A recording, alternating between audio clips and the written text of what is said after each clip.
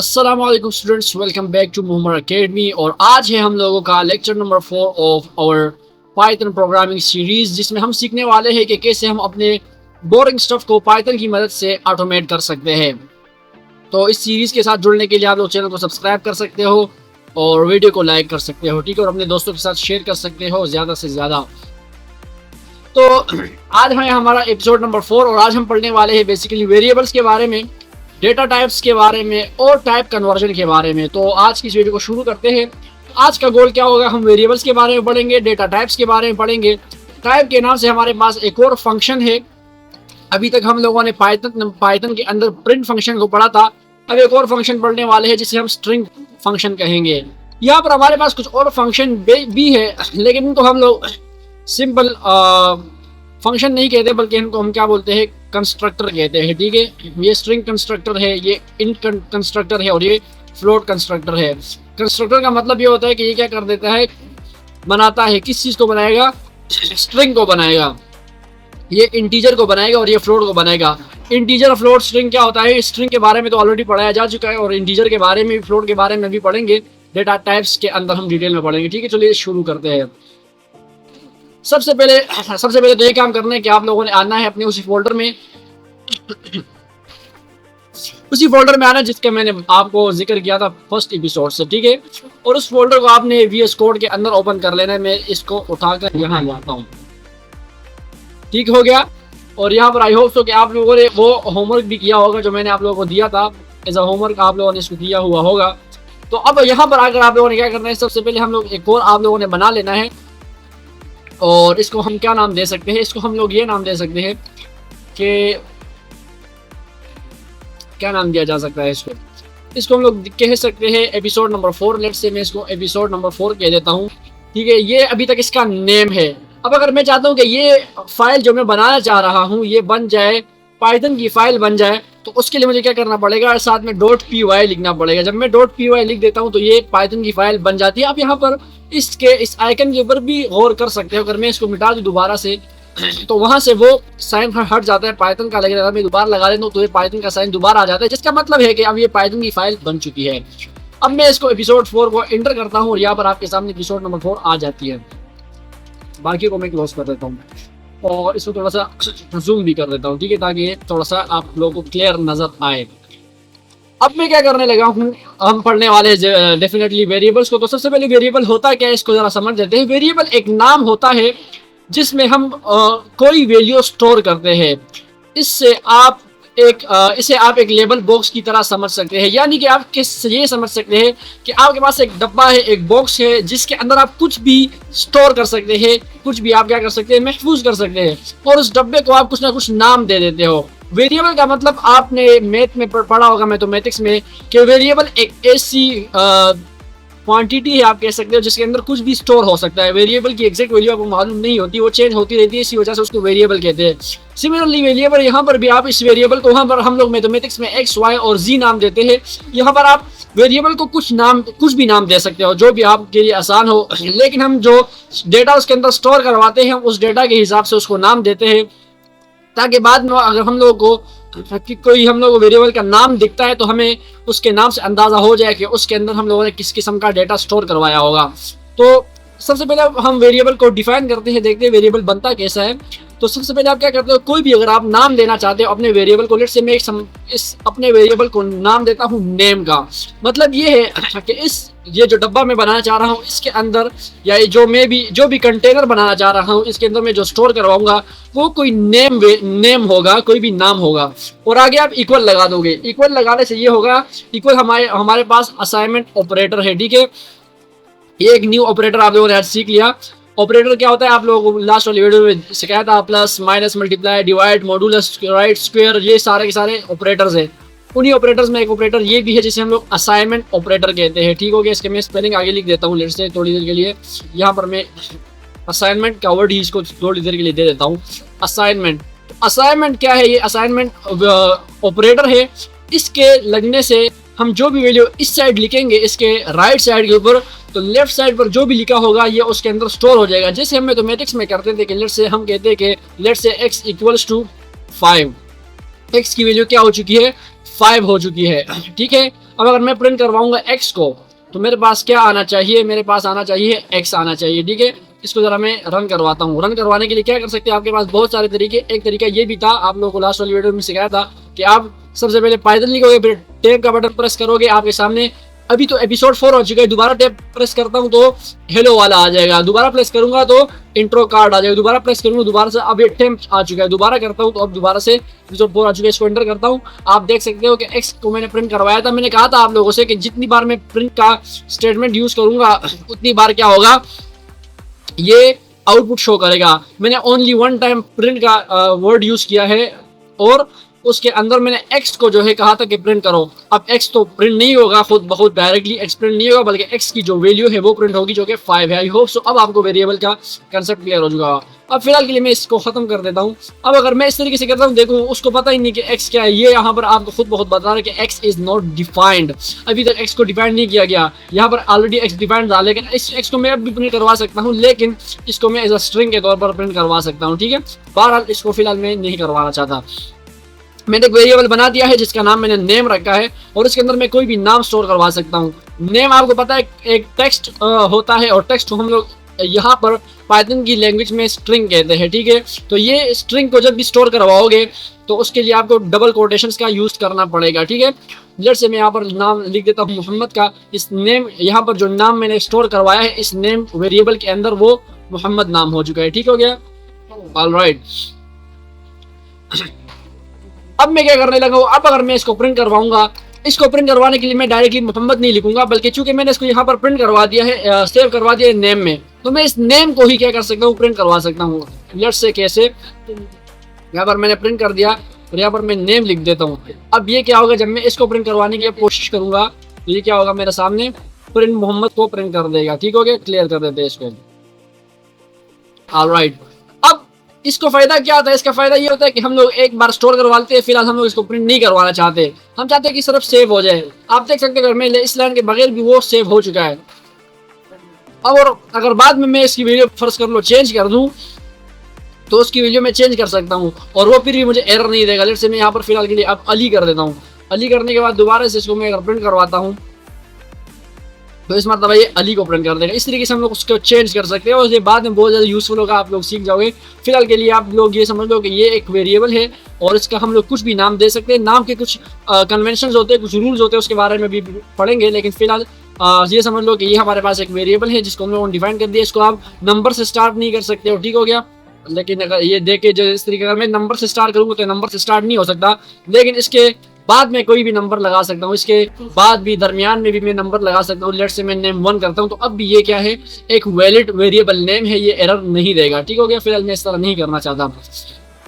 इसके अलावा आप इसके अंदर अंडरस्कोर का यूज कर सकते हो अपने इस नेम के अंदर, ठीक हो गया। अब भी ये एक वैलिड नेम है, लेकिन आप कोई स्पेशल कैरेक्टर और अंडरस्कोर के अलावा कुछ भी यूज नहीं कर सकते, और कुछ भी यूज करोगे तो ये आपको क्या कर देगा, एरर दे देगा। वो एरर क्यों देगा, क्योंकि ऑलरेडी ये जो हमारे पास स्पेशल ऑपरेटर्स है ये किसी ना किसी काम के लिए यूज किए जाते हैं पाइथन में, तो उसकी वजह से अगर आप एक चीज को जिसका काम एक ऑलरेडी उसको दिया हुआ है, असाइन किया गया कि उसका एक काम है, तो आप उससे कोई और काम नहीं करवा सकते इस वजह से, ठीक हो गया।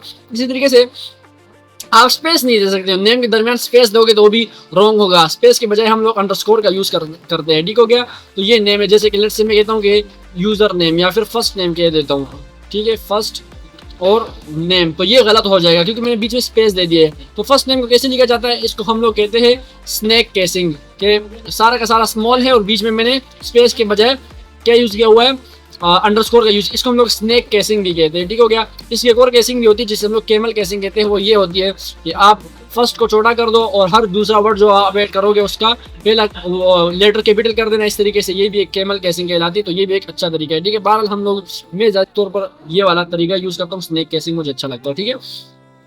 हाँ, अलबत्ता ये देख सकते हो जब मैंने नेम चेंज कर दिया तो यहाँ पर अब ये मुझे एरर देगा अगर मैं इसको रन करूंगा, ठीक है। ये ऑलरेडी एरर दे रहा है, ये कह रहा है कि नॉट डिफाइंड। तो आपको अब क्या करना पड़ेगा, इसको बाकायदा तौर पर फर्स्ट नेम करना, और अगर मैं सिर्फ एफ पी लिख देता हूँ तो ये मुझे यहाँ पर फर्स्ट नेम शो करवाएगा। अगर मैं FIR लिख दूँ तो फर्स्ट नेम यहाँ पर शो कर देगा, मैं जैसे एंटर कर दूंगा तो यहाँ पर आ जाएगा, ठीक हो गया। अब इसको भी मैं क्या कर सकता हूँ, प्रिंट करवा सकता हूँ। आई होप सो ये चीज़ भी क्या हो चुकी होगी, क्लियर हो चुकी होगी। अच्छा, तो अब हम शुरू करते हैं, चलिए आगे। ये हम लोगों ने वेरिएबल के बारे में पढ़ लिया कि वेरिएबल क्या होता है। आई होप सो ये बहुत अच्छे से आपको क्लियर हो चुका होगा। अच्छा, वेरिएबल के अंदर सर आप ये नहीं स्टोर करवा सकते स्ट्रिंग, इसको हम स्ट्रिंग कहते हैं बाय द वे, ठीक है। हमारे पास क्या है, स्ट्रिंग है। भी डेटा टाइप्स के बारे में आगे पढ़ेंगे, लेकिन ये मैं बता रहा हूँ कि सिर्फ आप टेक्स्ट को नहीं स्टोर करवा सकते, बल्कि आप इसके अंदर नंबर्स को भी ऐड करवा सकते हो। लेकिन मैंने जैसे आपको कहा था कि हम हमेशा जो वेरिएबल का नाम है वो डेटा के हिसाब से रखते हैं। जैसे कि मैंने फर्स्ट नेम रखा था, आपको पता है कि नेम क्या होता है, आपके पास हमेशा टेक्सचुअल डेटा होता है या स्ट्रिंग होता है। इसी तरीके से एज हमेशा क्या होती है, नंबर में होता है, तो इसको हम इंटीजर कहते हैं। लेट्स से मैं 17 ईयर्स कह देता हूँ कि एज इसकी क्या है, 17 है। यहाँ पर आगे मैं ईयर्स नहीं लिख सकता, वो फिर गलत हो जाएगा, ठीक हो गया। इसको मैं सिर्फ 17 लिख देता हूँ, तो एज इसकी क्या हो चुकी है, 17। और इसको भी मैं प्रिंट करवा सकता हूँ। जैसे मैं यहाँ पर इसको प्रिंट करवा देता हूँ एज को, ठीक हो गया। और इसको ये एज को सेलेक्ट हो चुका है। अब मैं इसको क्या करता हूँ, रन करवाऊंगा, तो दोनों के दोनों आपको पता है कि जितनी बार प्रिंट लिखेंगे उतनी बार क्या होगा, आंसर हमारे पास एग्जीक्यूट होगा। हम ये भी कर सकते हैं, इसको मैं अगर कमेंट कर दूं, मैं एक ही प्रिंट स्टेटमेंट में दोनों को क्या कर सकता हूँ, प्रिंट करवा सकता हूँ। मैं प्रिंट लिखकर यहाँ पर मैं लिख दूंगा फर्स्ट नेम, पहले फर्स्ट नेम लिख देता हूँ, और साथ में मैं प्लस कर देता हूँ सेकंड नेम को, नहीं सॉरी एज को, ठीक हो गया। प्लस का यूज करेंगे तो ये आपस में कॉन्केटिनेट हो जाएगा, इकट्ठे आ जाएगा। देखते हैं कैसे। अच्छा, ये कह रहा है कि एरर दे रहा है। ओ एरर क्यों दे रहा है, जैसे कि मैंने कहा था एरर आते रहते हैं और आपने एरर से डरना नहीं है। टाइप एरर कह रहा है कि only concatenate string not integer. अब इसके बारे में हम आगे पढ़ेंगे, स्ट्रिंग के अंदर इसको कैसे कन्वर्ट किया जा सकता है, जैसे मैंने कहा था कंस्ट्रक्टर्स के बारे में पढ़ेंगे। तो बहरहाल इसको फिलहाल इस तरीके से नहीं करते, और इसको हम बीच में कोमा का यूज करते हैं, कॉन्केटिनेट नहीं करना है, इसको हम सिर्फ फिलहाल प्रिंट करवाना चाहते हैं। कोमा का मतलब ये होता है कि ये बीच में इसको भी प्रिंट करेगा, इसको भी प्रिंट करेगा, लेकिन कोमा से बीच में एक स्पेस ऐड हो जाएगी, ठीक हो गया। इसको जरा क्लियर करते हैं, और इसको मैं यहाँ से इसको रन करता हूँ, तो आप देख सकते हो कि अली और 17। इसको मैं अच्छी तरीके से भी प्रिंट करवा सकता हूँ। अगर मैं यहाँ पर इस प्रिंट के अंदर मैं कुछ लिख दूँ, मिसाल के तौर पर मैं ये लिखना चाहता हूँ, एक तो मैं यहाँ ओके, मैं यहाँ क्या करूँगा, यहाँ दे दूंगा कि your name is, let's say your, हाँ यस, योर नेम इज, और इसको मैं इस तरीके से कर देता हूँ, और साथ में कोमा दूंगा, तो ये एक अलग वो बन चुका है, ठीक है। कोमा देने के बाद ये अलग आ चुका है, your name is first name, और आगे उसके बाद क्या दूंगा कि your age is, your age is, ठीक हो गया। यहाँ पर भी कोमा दे दें, इनको अलग अलग करना पड़ेगा, वो करना ये फिर एरर दे देगा। इसके करने से ये होता है कि आपको आप बीच में सेपरेशन करते हो कि ये अलग चीज़ है, ये अलग चीज़ है, ये अलग चीज़ है, इन सबको प्रिंट करना है, ठीक है। अगर कोमे के बगैर करोगे फिर एरर देगा। अब देखो आपके पास रिजल्ट कैसे आता है। अब आपके पास रिजल्ट आ रहा है कि your name is Ali, your age is 17 में हम यहाँ पर एंड भी लगा सकते हैं, ठीक है। And your name is Ali, तो ताकि ये थोड़ा सा ज़्यादा बेहतर हो जाएगा। और यहाँ पर ये स्पेस खत्म कर देते हैं कि वरना फिर अजीब लगेगा, क्योंकि मैं ऑलरेडी कोमा यूज कर रहा हूँ। इसको दोबारा रन कर दे तो आप देख सकते हो your name is Ali and your age is 17। तो इस तरीके से हम लोग इसको मैनिपुलेट कर सकते हैं। आप खुद प्रैक्टिस करके इसको थोड़ा बहुत आगे पीछे से और मजीद इसको अच्छा बना सकते हैं और रिस्पॉन्स को। तो ये हम लोगों ने क्या कर दिया, हम लोगों ने एज टेक्स्ट डेटा भी क्या कर दिया, स्टोर कर दिया, और हम लोगों ने इंटीजर डेटा यानी कि नंबर्स भी स्टोर करना सीखे। इस तरीके से आप एक और वेरिएबल खुद बनाना और उसके अंदर लाहौर या कोई भी सिटी स्टोर करके उसको भी प्रिंट करवा लेना, ठीक हो गया। अब यहाँ पर नेम, एज और सिटी क्या है, हमारे पास बेसिकली वेरिएबल्स है, ठीक है। ये चीज़ आप लोगों को क्या करनी है, ध्यान में रखनी है। और यहाँ पर जो हर वेरिएबल के साथ हम क्या करते हैं, असाइनमेंट ऑपरेटर का यूज़ करते हैं। ये असाइनमेंट ऑपरेटर होता है हमारे पास, जिसे हम लोग इक्वल कहते हैं। पाइथन में इक्वल लगाने के लिए हम डबल इक्वल का यूज़ करते हैं। सिंगल इक्वल जो होता है इसका मतलब होता है असाइनमेंट ऑपरेटर। पाइथन में इक्वल का मतलब है मैथ वाला इक्वल नहीं होता, बल्कि प्रोग्रामिंग में इसका मतलब होता है राइट साइड वाली वैल्यू को लेफ्ट साइड वाले वेरिएबल में सेव कर दो, ठीक है। आई होप ये चीज़ क्लियर हो चुकी है। जैसे कि कोर्स के अंदर पाइथन कोर्स को स्टोर कर दो, प्लेटफॉर्म को मोहम्मद अकेडमी स्टोर कर दो, और लेसन को 50 लेसन है हमारे पास टोटल, ठीक है। ये हम टोटल 50 लेक्चर्स इंशाल्लाह इसके लेंगे तो ये कंप्लीट हो जाएगा हमारा कोर्स। तो लेफ्ट साइड पर हमारे पास वेरिएबल का नाम होता है और राइट साइड पर वेरिएबल के अंदर स्टोर होने वाली वैल्यू होती है। अब वेरिएबल्स के नेम लिखने का कुछ रूल्स है, जैसे मैंने कहा था रूल्स बताऊंगा। आप रूल्स होते हैं कुछ, उस रूल्स को नहीं फॉलो करोगे तो आपका वेरिएबल डिफाइन नहीं होगा, बल्कि आपके पास एरर आएगा। वेरिएबल्स का नाम लेटर, वेरिएबल नेम जो है लेटर्स, नंबर्स और अंडरस्कोर यूज कर सकते हैं, जैसे मैंने आपको दिखाया था। और यहाँ पर कुछ और एग्जांपल्स भी मौजूद हैं। अब आप देख सकते हो यहाँ पर क्या है, ऑलरेडी आप लोगों को कुछ एग्जांपल मौजूद हैं यहाँ पर। तो यहाँ पर आप देख सकते हो कि वेरिएबल के नेम के अंदर आप लेटर्स यूज कर सकते हो, نمبرز بھی یوز کر سکتے ہو اور انڈرسکور بھی یوز کر سکتے ہو، لیکن نمبرز شروع میں یوز نہیں کر سکتے ہو، ٹھیک ہے؟ آپ شروع میں نمبر کا یوز نہیں کر سکتے ہو، نمبر کا یوز شروع میں کرو گے تو وہ پھر ایرر آئے گا، غلطی ہوگی. جیسے کہ یہاں پر لکھا ہوا ہے اگر آپ بیچ میں انڈرسکور کا یوز کرتے ہو اٹ از ٹھیک ہے، بیچ میں اسپیس کا یوز کرو گے تو یہ غلط طریقہ ہے. اس طریقے سے ایج 2 لکھو گے تو ٹھیک ہے، لیکن 2 ایج لکھو گے تو وہ غلط ہو جائے گا. 2 پہلے نہیں آ سکتا، بعد میں آ سکتا ہے البتہ. ٹوٹل مارکس لکھا ہوا ہے اور یہ کیا ہے ہمارے پاس، یہ لکھنا ٹھیک ہے، کلاس لکھنا کیا ہے غلط ہے. کلاس لکھنا کیوں غلط ہے؟ کیونکہ کلاس ہمارے پاس آلریڈی ایک ویریبل ایک اس طریقے سے ریزرو کی ورڈز ہوتے ہیں جسے ہم لوگ ریزرو ورڈز کہتے ہیں، وہ آلریڈی موجود ہے تو اس وجہ سے وہ یوز نہیں کر سکتے. ویریبل کے اسٹارٹ میں جو ہے نمبر آپ یوز نہیں کر سکتے، اسپیسز الاؤڈ نہیں ہوتی. پائتھن میں کچھ کی ورڈ جو ہے ریزرو ہوتے ہیں ان کو آپ یوز نہیں کر سکتے ہو. کون کون سے کی ورڈ ریزرو ہوتے ہیں وہ آپ لوگ سرچ کر سکتے ہیں. ٹوٹل 32 کی ورڈز ہیں جن کا آپ یوز نہیں کر سکتے، باقی آپ ہر چیز کا یوز کر سکتے ہو. اور نیم جو ہے میننگ فل ہونے چاہیے. یہ میننگ فل ہونا کنونشن ہے، ضروری نہیں ہے، لیکن میننگ فل ہونے سے آپ کو اپنا فائدہ ہوگا کہ جب آپ دیکھو کہ اسٹوڈنٹ نیم ویریبل کا نام ہے تو مطلب آپ کو پتہ اندازہ لگ جائے گا اس کے اندر جو ویلیو اسٹور ہے وہ کسی اسٹوڈنٹ کا نام ہوگا. اس طریقے سے ایج کے نام سے جو ہے اس کے اندر ایج اسٹور ہوگی. اسی کے ٹوٹل مارکس کے اندر کیا ہوگا، مارکس اسٹور کیے جائیں گے. آئی ہوپ سو یہ چیز بھی کیا ہو چکی ہوگی، کلیئر ہو چکی. تو اب ہوتا ہے کہ ہمارے پاس کچھ کنونشن تھے نیمز کو، ویریبل کے نیمز کو لے کر، ٹھیک ہے. باقی ہمارے پاس اسٹرنگ ڈیٹا ٹائپ کیا ہوتا ہے. ڈیٹا ٹائپ سب سے پہلے ہوتا کیا ہے، ڈیٹا ٹائپ بیسیکلی آپ کے پاس پائتھن کے اندر یوز ہونے والے کچھ طریقے ہیں جس طریقے کے آپ ڈیٹا کو یوز کر سکتے ہو. اسٹرنگ ہمارے پاس ایک ڈیٹا ٹائپ ہے، مطلب اس قسم کا ڈیٹا آپ کیا کر سکتے ہو، یوز کر سکتے ہو پائتھن کے اندر. اب ہمارے پاس اسٹرنگ کیا ہوتا ہے، ٹیکسٹ ہوتا ہے، جیسے کہ آپ کو فرسٹ ایپیسوڈ سے بتاتے آ رہا ہوں. اور پائتھن میں اسٹرنگ کوٹس کے اندر جو ہے لکھتے ہیں، جیسے کہ میں نے یہاں پر لکھا ہوا ہے نیم کے اندر نام اسٹور کیا گیا ہے، ٹھیک ہے. کورس کے اندر جو ہے یہاں پر کیا اسٹور کیا گیا ہے، کورس کا نام اسٹور کیا گیا. یہ بھی ایک ٹیکسچوئل ڈیٹا ہے، اسٹرنگ ہے، ٹیکسٹ ہے. میسج کے اندر ویلکم ٹو محمد اکیڈمی لکھا ہوا ہے، یہ بھی کیا ہے، ٹیکسٹ ہے بیسیکلی، اور اس کو بھی دیکھو تو کورس کے اندر یوز کیا گیا ہے. تو اسی طریقے سے آپ سب کو ان سب کو آپ کیا کہہ سکتے ہو، اسٹرنگ کہہ سکتے ہو. اسی طریقے سے سٹی کے اندر آپ اور سنگل کوٹس کا بھی یوز کر سکتے ہو، ڈبل کوٹس کا بھی یوز کر سکتے ہو. یہ چیز بھی آپ کو کیا کیا ہوا ہے، آلریڈی کلیئر کروائی ہوئی ہے. آگے ہمارے پاس انٹیجر اور فلوٹ ہوتا ہے. انٹیجر بھی نمبر کو کہتے ہیں اور فلوٹ بھی نمبر کو کہتے ہیں. تو بیسیکلی آپ کے پاس جو پائتھن کے اندر یوز ہونے والے نمبرز ہوتے ہیں وہ دو قسم کے ہوتے ہیں. ایک ہوتا ہے آپ کے پاس انٹیجر جسے آپ ہول نمبرز کہہ سکتے ہو، جس کے اندر آپ کے پاس ڈیسیملز موجود نہیں ہوتا. اور ڈیسیمل والے نمبرز ہوتے ہیں ان کو ہم فلوٹ کہتے ہیں. بس یہ اس کے اندر فرق ہے، ٹھیک ہے. اگر آپ ڈیسیمل والا نمبر یوز کرو وہ آٹومیٹکلی فلوٹ کہلاتا ہے. اور اگر آپ کو خود نہیں بتانا پڑتا پائتھن میں، وہ پائتھن خود بہت اتنا ہوشیار ہوتا ہے کہ اس کو پتہ لگ جاتا ہے. 25 آپ کے پاس انٹیجر ہے، 499.99 آپ کے پاس فلوٹ ہے، اور 4.8 بھی کیا ہوگا، فلوٹ ہی ہوگا. اور اس کو پرنٹ کرواؤ گے تو یہ بھی آپ کے پاس پرنٹ ہو جائے گا. اس کو آپ لوگ خود بھی ذرا ٹرائی کر لو. اس کے بعد آپ کو ایک اور ڈیٹا ٹائپ ہوتا ہے جسے ہم بولین ڈیٹا ٹائپ کہتے ہیں. اور بولین صرف 2 ویلیوز رکھتا ہے، یا آپ کے پاس ٹرو ہوتا ہے یا فالس ہوتا ہے، ٹھیک ہے.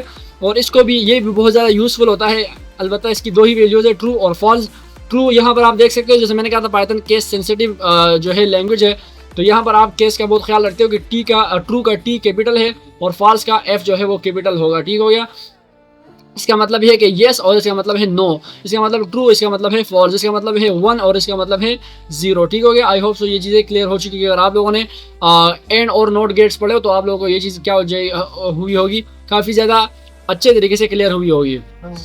اچھا، تو اب ہم دیکھتے ہیں ٹائپ کیا ہوتا ہے. ہمارے پاس ٹائپ ہمارے پاس ایک فنکشن ہے، اور اس ٹائپ سے ہمارے پاس کیا ہوتا ہے، ڈیٹا ٹائپ کو ہم چیک کرتے ہیں.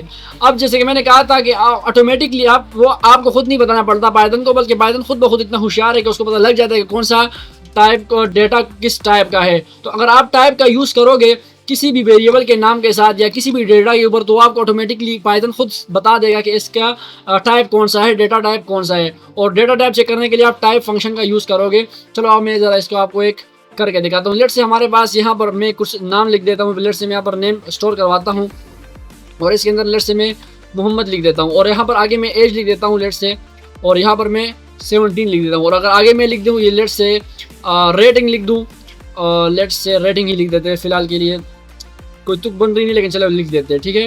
اور یہاں پر میں لیٹ سے 4.8 ہی لکھ دیتا ہوں جیسے وہاں پر لکھا ہوا تھا. اب ہمارے پاس یہ 3 ڈیٹا ٹائپس ہے، یہ اسٹرنگ ہے، یہ انٹ ہے، انٹیجر. یہاں پر آگے لکھ دیتا ہوں میں، ٹھیک ہے، کامنٹس کے طور پر، تاکہ آپ لوگوں کو یہ چیز کیا ہو جائے، مزید کلیئر ہو جائے. یہ کیا ہو گیا، اسٹرنگ ہو گیا. اسی طریقے سے یہ ہمارے پاس کیا ہوگا، اس کو ہم لوگ انٹ کہیں گے.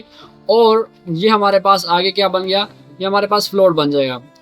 تو یہ فلوٹ ہو چکا ہے. ٹھیک ہے. اب یہ چیزیں کلیئر ہو چکی ہے، مجھے بار بار بولنے کی ضرورت نہیں پڑے گی. اب اگر میں چاہتا ہوں کہ میں ان کا چیک کروں کہ واقعی میں یہ ہے یا نہیں، تو اس کے لیے میں کیا کروں گا، ٹائپ کا یوز کروں گا. ٹائپ کو آپ پرنٹ کرواؤ گے تبھی ہو آپ کو نظر آئے گا, وغیرہ نظر نہیں آئے گا. ٹھیک ہے, ٹائپ کا اسپیلنگ TYPE ہوتا ہے. یہ ٹائپ میں نے لکھ دیا. اور اس کے بعد یہ بھی ایک ریزرو کی ورڈ ہے. ٹھیک ہے, جب کلر چینج ہوگا تو آپ لوگوں کو یہ چیز کا اندازہ لگا لینا کہ وہ کیا ہوگا. بیسیکلی ایک ریزرو کی ورڈ ہوگا. اب یہاں پر آ کے ہم کیا کرتے ہیں, اس ٹائپ کے اندر اگر میں نیم کو پرنٹ کرواتا ہوں تو یہ نیم کو بلکہ تینوں کو ایک ساتھ کروا لیتا ہوں. ٹھیک ہے, نیم, ایج اور ریٹنگ کو. یہاں پر میں ایج لکھ دیتا ہوں اور یہاں پر آ کر میں کیا کر دیتا ہوں, ریٹنگ کو پرنٹ کروا لیتا ہوں. ان تینوں کو جب میں پرنٹ کرواؤں گا تو آپ لوگوں کو یہاں پر خود بخود پائتھن بتا دے گا کہ کلاس انٹیجر ہے. فرسٹ والا نیم کیا ہے, انٹیجر ہے. سیکنڈ والا آپ کے پاس فرسٹ والا اسٹرنگ ہے, دوسرے والا انٹیجر ہے اور تیسرا فلوٹ ہے. یہ آپ کے پاس اسٹرنگ ہے, یہ والا انٹیجر ہے اور یہ آپ کے پاس فلوٹ ہے. آئی ہوپ سو اب یہ چیزیں اب بہت اچھے سے کلیئر ہو چکی ہوگی. اور ساتھ ساتھ ٹائپ کا یہ جو آپ کے پاس نیو کنسٹرکٹر, یہ بھی کنسٹرکٹر کہہ سکتے ہو اس کو, اور اس کو فنکشن بھی کہہ سکتے ہو. ٹھیک ہے, ایک اور فنکشن ہے یا کنسٹرکٹر ہے. بولین کو بھی ذرا دیکھ لیتے ہیں, از اسٹوڈنٹ کو دیکھ لیتے ہیں ذرا. یہاں پر ہم لوگ کیا کر لیتے ہیں, ٹرو اور فالس ہوتا ہے یہ, تو میں یہاں پر لکھتا ہوں از اسٹوڈنٹ. ٹھیک ہو گیا, اور آگے میں لکھ دیتا ہوں ٹرو. لیٹس سے ٹرو, تو اس کو ٹرو کر دیا. اب اگر میں اس کا بھی چیک کرنا چاہتا ہوں تو میں ڈائریکٹلی کیا کر سکتا ہوں, یہاں پر آ کر پرنٹ کروا دوں گا type of word. Type of میں لکھ دیتا ہوں از اسٹوڈنٹ. ٹھیک ہو گیا, یہاں پر یہ ہمیں خود بتا دے گا, سجیسٹ کر دے گا. اور اس کو میں یہاں سے پرنٹ کروا دیتا ہوں. پرنٹ کرواؤں گا تو آپ دیکھ سکتے ہو آخر میں بول لکھا ہوا. بول کا مطلب ہوتا ہے بولین. یہاں پر اس کے آگے میں ذرا لکھ دیتا ہوں. ٹھیک ہو گیا, بولین اس کو کہتے ہیں. آئی ہوپ سو یہ چیز بھی اب کیا ہو چکی ہوگی, کلیئر ہو چکی ہوگی. اس قسم کا کہہ رہے کچھ آؤٹ پٹ آئے گا جو کہ ہم لوگوں نے دیکھ لیا کہ اسی طرح کا آؤٹ پٹ آ رہا ہے. ویریبل ویلیو کو اپڈیٹ کرنا. ٹھیک ہے, ویریبل کی ویلیو بعد میں چینج ہو سکتی ہے, اور بعد میں چینج کرنے سے بھی آپ کا جو ہے ویلیو چینج ہو جائے گی. بعد میں جا کے ویلیو چینج ہو جائے گی. تو اس کا مطلب یہ ہو کہ ویریبل کے اندر ویلیوز ہم چینج کر سکتے ہیں. پائتھن کا لیٹسٹ ویلیو یوز کرتا ہے, پہلے اسکور 10 تھا, بعد میں 20 کے ہو گیا. دیکھو اس کا مطلب یہ ہے, اس کو میں ذرا ہائڈ کر دیتا ہوں. یہاں پر لیٹ سے ہم لوگوں نے پہلے نیم کیا رکھا تھا, یہاں پر محمد ہے. یہاں پر میں ایک اور نیم بنا لیتا ہوں, اور یہاں پر لیٹ سے اس بار میں نام دیتا ہوں اس کو, لیٹ سے ابو بکر کا نام دے دیتا ہوں. ٹھیک ہو گیا, اب کیا ہو گیا, اب یہاں پر یہ بھی ایک سیم ویریبل ہے. دونوں ویریبل بالکل سیم ہے, نام بالکل میں نے سیم رکھا ہوا ہے. اب اگر پہلے میں نے پرنٹ کروایا ہوا ہے تو پہلے تو یہ محمد ہی پرنٹ کرے گا, لیکن اگر بعد میں آ کر میں یہاں پر پرنٹ کرواؤں گا تو یہاں پر آ کر یہ نیم کیا کر دے گا, اوور رائٹ کر دے گا. اس والی ویلیو کو اس کے ساتھ ریپلیس کر دے گا, یہ والی ویلیو اس کی جگہ آئے گی. اب ابو بکر پرنٹ ہوگا, محمد پرنٹ نہیں ہوگا. جیسے کہ اگر میں اس کو پرنٹ کرنے کی کوشش کرتا ہوں تو یہ کیا کرے گا, آخر میں آگے آپ دیکھ سکتے ہو یہاں پر کیا کر رہا ہے یہ,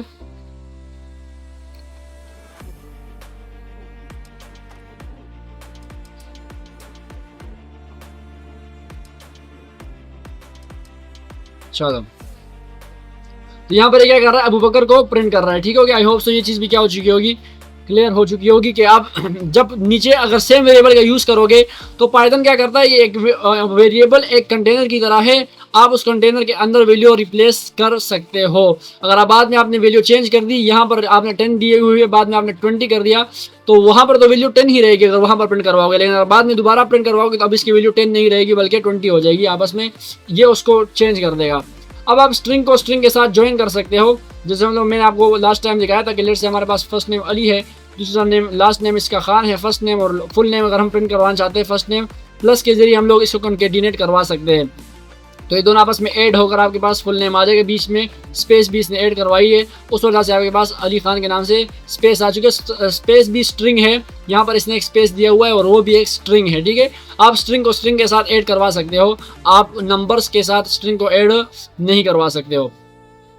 کامن ایرر یہاں پر ہمارے پاس کیا ہے کہ اسٹرنگ کے ساتھ جب ہم نمبر کو ایڈ کرنے کی کوشش کرتے ہیں تو پائتھن میں اسٹرنگ اور نمبر کو ڈائریکٹلی جوائن نہیں کیا جا سکتا. اس کے لیے ہم کیا کر سکتے ہیں, یہاں پر یہ ایک رونگ طریقہ ہے. اگر ہم لوگ یہ دیکھو ہمارے پاس یہ کیا ہے, یہ ایک ہمارے پاس اسٹرنگ ہے اور یہ ساتھ میں یہ والا ایج ہے. اگر ان کو ہم پرنٹ کروانے کی کوشش کریں تو ہم لوگوں کے سامنے ایک ایرر آئے گا, ٹائپ ایرر, اور can only concatenate string not int to string. ٹھیک ہے, کہ اسٹرنگ کے ساتھ اسٹرنگ کو کنکیٹینیٹ کیا جا سکتا ہے, انٹ کو انٹیجر کو کنکیٹینیٹ نہیں کیا جا سکتا. اچھا, تو ابھی ہم دیکھتے ہیں آگے ہمارے پاس کیا ہے, کنسٹرکٹر کو پڑھنے والے ہیں. کنسٹرکٹر بیسیکلی فنکشن ہی ہے لیکن اس کو ہم کنسٹرکٹر نام بولتے ہیں. کیوں کنسٹرکٹر بولتے ہیں, کیونکہ یہ کنسٹرکٹ کرتا ہے. کنسٹرکٹ کا مطلب ہوتا ہے بنانا, تو یہ بناتا ہے اسٹرنگ کو. چونکہ اس کے اندر اس کے ساتھ str لکھا ہوا ہے تو مطلب یہ اسٹرنگ کو بنائے گا. کیسے بنائے گا دیکھو میں آپ کو دکھاتا ہوں. यहाँ पर आ जाते हैं हम लोग अपने VS कोड में, और इसको मैं सबसे पहले एक तो क्लियर कर देता हूँ टर्मिनल को, और इसके साथ साथ उसको हाइड कर देता हूँ। हाइड करने का भी शॉर्टकट लास्ट वाली वीडियो में दिखाया था, राइट। अब इस कोड को इसी में फिलहाल के लिए रन करते हैं। मैं यहाँ नीचे आ जाता हूँ, और अलबत्ता जो मेरे पास प्रिंट स्टेटमेंट्स हैं उनको मैं ज़रा कमेंट कर देता हूँ, ठीक है, ताकि ये क्या हो, ये रन ना हो। इन सब को कमेंट करने के बजाय मैं ये कर देता हूँ, कमेंट ही कर देता हूँ, ठीक है। ये हमारे पास सब कुछ कमेंट हो चुका है, आई होप सो इसको भी कमेंट कर देते हैं। अब मैं क्या करने लगा हूँ, इसको मैं ज़रा स्किप कर दूंगा, बीच में स्किप जो कमेंटिंग कर रहा हूँ उसको मैं स्किप कर दूंगा, ताकि आप लोगों का टाइम ज़ाया ना हो। तो मैं क्या करने लगा हूँ, मैं करने लगा ये हूँ कि मैं प्रिंट करवाऊंगा, जैसे मैं पहले करवाना चाह रहा था फर्स्ट नेम और एज को, राइट। ये हो गया हमारे पास फर्स्ट नेम, प्लस करते हैं इसके साथ एज को। अब एज को आप लोग देख सकते हो कि पहले हम लोगों ने जब करने की कोशिश की थी तो वो नहीं हो रहा था। अब इस एज को हम कन्वर्ट कर देंगे स्ट्रिंग के अंदर। स्ट्रिंग के अंदर कैसे कन्वर्ट करेंगे, जब हम इसको इसके ऊपर str लगा देंगे, ठीक हो गया। str इसके ऊपर अप्लाई हो चुका है। अब ये एज क्या होगा, स्ट्रिंग की मदद से, स्ट्रिंग कंस्ट्रक्टर की मदद से स्ट्रिंग के अंदर कन्वर्ट हो जाएगा। अब अगर मैं इसको प्रिंट करवाऊंगा तो ये मुझे एरर नहीं देगा, ठीक है। तो मैं रन करवाता हूँ।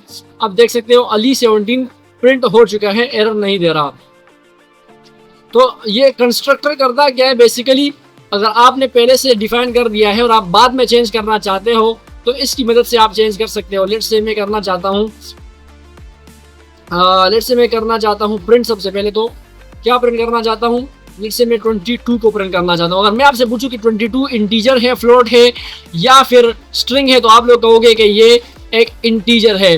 लेकिन अगर मैं इसको स्ट्रिंग str की मदद से कन्वर्ट कर दूंगा तो ये क्या हो जाएगा, स्ट्रिंग से ये इंटीजर से स्ट्रिंग के अंदर कन्वर्ट हो जाएगा। सिमिलरली, अच्छा ये बात याद रखनी है कि स्ट्रिंग हमारे पास सबसे बड़ा डेटा टाइप है। इसके अंदर हम लोग किसी भी डेटा टाइप को कन्वर्ट कर सकते हैं। इससे छोटा हमारे पास होता है फ्लोट, और फ्लोट से छोटा होता है इंटीजर, ठीक है। तो इंटीजर सबसे छोटा होता है। इंटीजर को हम कन्वर्ट कर सकते हैं फ्लोट में भी और स्ट्रिंग में भी, लेकिन स्ट्रिंग को हम लोग फ्लोट या उसमें कन्वर्ट नहीं कर सकते इंटीजर में, लेकिन फ्लोट को भी हम लोग कन्वर्ट कर सकते हैं इंटीजर में, ठीक है। इंटीजर बोल रहा हूँ बल्कि इसमें, ठीक है, स्ट्रिंग में। अब देखते हैं, ये एक तो है, ये हमारे पास 22 क्या हो जाएगा, स्ट्रिंग हो जाएगा। इसी तरीके से अगर मैं करना चाहता हूँ दोबारा से str लिखकर, और इसके अंदर क्या करूँगा, इस मरतबा str नहीं करता बल्कि मैं फ्लोट कर देता हूँ, FLOAT, ठीक है, फ्लोट। और इसके अंदर भी मैं क्या करता हूँ 22। अब ये 22 क्या है, ये चूंकि इंटीजर है, लेकिन जब मैं इसको करवाऊंगा फ्लोट में से गुजारूंगा इसको, इस फ्लोट कंस्ट्रक्टर में से, तो ये फ्लोट इसको क्या कर देगा, इसको डेसिमल इसके साथ लगा देगा। अब आप कहोगे इसके साथ तो डेसिमल लग ही नहीं सकता, डेसिमल कैसे होगा, तो 0.0 तो लग सकता है ना, तो 0.0 लगा देगा, ठीक है। इसको हम लोग रन करते हैं। इसको मैं यहाँ से रन करता हूँ तो आप देख सकते हो ये हमारे पास, आपको तो लग रहा है बिल्कुल नॉर्मली कि ये क्या है, एक इंटीजर है, लेकिन ये इंटीजर नहीं है, स्ट्रिंग है। और ये हमारे पास क्या है, एक फ्लोट बन चुका है। अगर आप देखना चाहते हो तो इसका हम लोग टाइप भी चेक कर सकते हैं। टाइप चेक कर लेते हैं। इसका टाइप कैसे चेक होगा, इसको टाइप में से गुजारेंगे। ये हमारे पास क्या है, टाइप देख सकते हो, इसका कलर पिंक है, ये भी पिंक है, मतलब ये हमारे पास दोनों ब्रैकेट्स क्या है, क्लोज हो रखी है। अगर हम किसी को भी क्लोज नहीं करेंगे तो हमें एरर आएगा, ठीक है। इसको क्लोज करना होगा। रन करते हैं, आप देख सकते हो स्ट्रिंग आपके पास क्लास आ रही है। इसके टाइप क्या है, स्ट्रिंग है, और इसका टाइप क्या है, वो तो आप यहाँ से भी देख सकते हो कि वो फ्लोट है। आई होप सो ये चीज़ भी क्या हो चुकी होगी, क्लियर हो चुकी है। स्ट्रिंग की तरह हम लोग क्या कर सकते हैं, इंट का यूज़ किया जाता है इंटीजर में कन्वर्ट करने के लिए, ठीक हो गया। मिसाल के तौर पर लेट्स से किसी बंदे ने एज लिखी हुई है हमारे पास, लेट्स से 33, ठीक है। और अब चूंकि एज तो हमारे पास स्ट्रिंग नहीं होती है, एज तो हमारे पास इंटीजर होती है, और मैं चाहता हूँ कि ये क्या हो जाए, लेट्स से मैं एक तो इसका टाइप प्रिंट कर देता हूँ, पहले इस एज का टाइप प्रिंट कर देता हूँ, और इसके साथ साथ मैं इसको कन्वर्ट करके इसका फिर टाइप प्रिंट करूँगा, इंट के अंदर कन्वर्ट कर दूंगा। इंट की मदद से क्या हो जाएगा, ये इंट के अंदर कन्वर्ट हो जाएगा। अब अगर मैं इसको रन करता हूँ, ठीक हो गया। अब देखो यहाँ पर हमारे पास पहले इसकी क्या टाइप, स्ट्रिंग है यहाँ पर, लेकिन दूसरी मरतबा हमने इसको इंटीजर की इंट कंस्ट्रक्टर की मदद से इंटीजर में कन्वर्ट कर दिया। अब यहाँ पर हमारे पास इंट लिखा हुआ आ रहा है। आई होप सो अब ये क्लियर हो चुकी होगी ये वाली बात भी। और फ्लोट मैंने आपको पहले ही करके दिखा दिया, फ्लोट क्या करेगा, फ्लोट के अंदर कन्वर्ट कर देता है। आई होप सो ये भी क्लियर हो चुका होगा। अब आपके लिए एक मिनी एक आप कह सकते हो प्रोजेक्ट है। क्या है, यहाँ पर आपने सबसे पहले स्टूडेंट का नाम लिखना है, उसके बाद उसकी एज लिखनी है, उसके बाद उसकी सिटी लिखनी है, उसके बाद उसका कोर्स लिखना है। या आप यूँ समझ सकते हो कि आप डेटा स्टोर कर रहे हो किसी स्टूडेंट का। उसके बाद उसकी फीस कितनी है वो लिखनी है, और वो इनरोल्ड है या नहीं वो लिखना है। और उसके बाद उसका नाम लिखना है, स्टूडेंट का नाम लिखना है, ठीक है। उसका एज को प्रिंट करवाना है, उसका जो सिटी है उसको प्रिंट करवाना है, उसके कोर्स, उसकी फीस और उसका अगर वो एनरोल्ड है तो उसको भी आपने क्या करना है, प्रिंट करना है। ठीक है, आप लोगों ने इसको खुद ट्राई करना है। मैं इसको जरा हाईलाइट कर देता हूँ, इसको खुद ट्राई करना है। अगर हो जाता है अच्छी बात है, नहीं होता आप लोग कमेंट कर सकते हो, मैं इसको फिर एक शॉर्ट वीडियो में कर दूंगा तो काफ़ी अच्छे से हो जाएगा। ठीक है, मैं आपको समझा दूंगा, बाकी आप इसको खुद कर सकते हो, ईजी, इतना ज़्यादा मुश्किल नहीं है। होप सो क्लियर हो चुकी हुई ये बात है। कॉमन बिगिनर मिस्टेक्स हमारे पास है कि वेरिएबल्स के नेम में वो लोग स्पेस वगैरह दे देते हैं या वेरिएबल नेम के जो कवानीन मैंने बताया उनको फॉलो नहीं करते। इसी तरीके से वो क्या करते हैं, वो प्लस करने की कोशिश करते हैं दो स्ट्रिंग्स को, यानी कि 10 + 5 हमारे पास मैंने आपको बताया 105 आएगा, ये 15 नहीं आएगा। और एक्सपेक्टेशन क्या कर रहा होता है बिगिनर के, वो उसकी कैलकुलेशन 15 आ जाए, 15 नहीं आएगा, ये 105 आएगा। मैं आपको जरा करके दिखाता हूँ 105 ये क्यों आएगा। अगर मैं ये प्रिंट करता हूँ, अगर मैं प्रिंट करूँगा यहाँ पर लेट से 10, इस तरह नहीं करते, इस तरह नहीं करते, फिर इस तरह तो ज़्यादा ही वो हो जाएगा। कंट्रोल Z, मैं यहाँ पर क्या कर देता हूँ एज, बल्कि यहाँ नहीं करता, यहाँ पर ऑलरेडी मैंने काफ़ी कुछ लिख दिया है। जरा hello.py में चलते हैं ज़रा, और यहाँ आकर मैं यहाँ पर लिख देता हूँ, एक दो मैं इसको क्लियर कर देता हूँ।